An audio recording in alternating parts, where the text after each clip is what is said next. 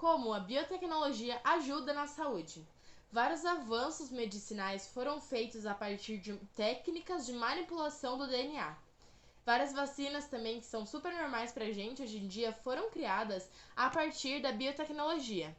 Lá em 1982, houve a criação da insulina, que é produzida por micro-organismos transgênicos que foram distribuídos para a sociedade.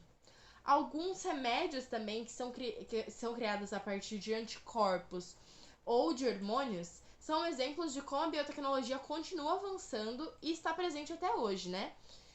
E também, continuando com a vertente da saúde, a modificação do Aedes aegypti, que é o transmissor da dengue.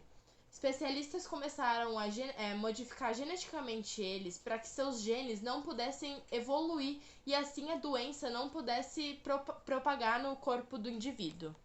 Continuando a falar um pouquinho sobre as vacinas, a prevenção e os diagnósticos precoces são as melhores formas de combater uma doença. Por isso, as vacinas têm sido cada vez mais indicadas por especialistas e têm tido um avanço cada vez maior com o passar dos anos. A aplicação de ferramentas biotecnológicas na criação das vacinas vem provocando uma revolução gigantesca na forma como a gente produz esses reagentes, tanto em uso animal quanto em uso humano. Tem a vacina de DNA, né, produzida pelo DNA recombinante, e elas têm a capacidade de gerar uma resposta imunicelular que se baseia no uso de sequências de material genético do agente que se quer combater. Ainda tem vacinas com efeitos terapêuticos, como no caso das vacinas de DNA que eu acabei de citar, que podem representar um grande desafio que tem que ser vencido, mas tem tido um avanço cada vez melhor, né, e tem se tornado cada vez mais viáveis. Essas vacinas, elas são usadas em tratamento de doenças, como por exemplo em algumas formas de câncer. Novos medicamentos têm sido criados, em especial para algumas doenças raras ou não tratadas anteriormente. Os métodos de produção biotecnológica fornecem versões mais seguras dos medicamentos e dos tratamentos já existentes e oferecem eles em quantidades ilimitadas. Os medicamentos biotecnológicos já representam cerca de 10 a 15% do mercado farmacêutico. Mais de um quinto dos novos medicamentos lançados no mercado mundial são derivados da biotecnologia. A aplicação dessa biotecnologia na área de saúde tem contribuído também para um crescente número de produtos inovadores. A utilização dessa biotecnologia também tem o desenvolvimento de novos medicamentos e tem diversas vantagens específicas. A primeira delas é que a biotecnologia permite o desenvolvimento e a produção de substâncias novas que foram anteriormente além das capacidades das tecnologias tradicionais. Então, esse processo inclui a produção de novos medicamentos também. A segunda é que as preocupações com a segurança dos produtos nos países desenvolvidos têm desaparecido, graças ao desenvolvimento dos medicamentos biotecnológicos. E a terceira e última que eu vou citar é que a biotecnologia oferece produtos mais direcionados para doenças específicas. Então, para doenças que são minoria, né? Através das tecnologias inovadoras, dessas tecnologias muito avançadas, em particular a genética, né? Esses exemplos incluem também tratamentos para doenças raras e alguns tipos de cancro. Bom dia, gente. Eu vou falar com vocês um pouquinho sobre as células-tronco na medicina, né? As células-tronco, elas são conhecidas também como células-fonte. São um tipo muito específico de célula, né? São aquelas que são capazes de gerar outras células. Tem um importante papel na regeneração tecidual e na reposição de células, né? Para uma célula ser considerada uma célula-tronco, ela precisa ter duas características, que são a divisão contínua e a capacidade de diferenciação. Ela tem 5 classificações diferentes, né, células-tronco, e eu vou explicar um pouquinho de cada uma delas para vocês. Primeiramente, nós vamos ter as células-tronco embrionárias, né, que são mesmo as células-tronco propriamente ditas.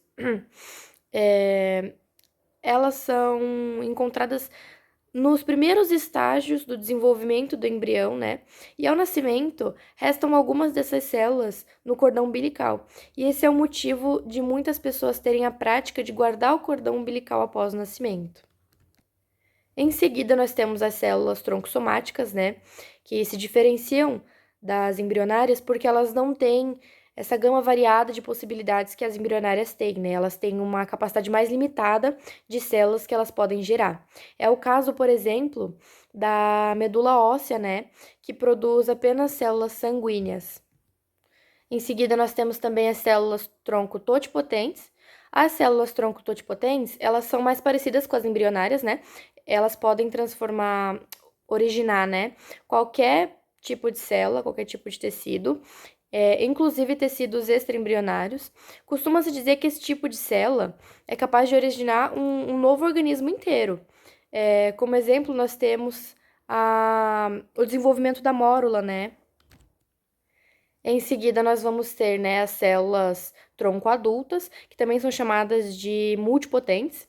Essas células se diferenciam das troncoembrionárias e das totipotentes porque elas não podem formar qualquer tecido. Elas podem originar, né, apenas o tecido do qual elas foram originadas. Alguns exemplos são a medula óssea humana, né, e o sangue do cordão umbilical também. E por fim, nós temos as células tronco pluripotente induzidas. É um pouco difícil o nome. Essas células elas são criadas em laboratório a partir de reprogramação do código genético delas. Após ser reprogramada, uma célula adulta é capaz de voltar ao estágio de célula tronco embrionária. Na medicina, as células tronco apresentam uma utilidade imprescindível, porque elas podem ser usadas para substituir células doentes. Com essa técnica, né, que recebe o nome de terapia celular, você pode tratar inúmeras doenças. Esses estudos e pesquisas nessa área são fundamentais para a continuidade da medicina, né?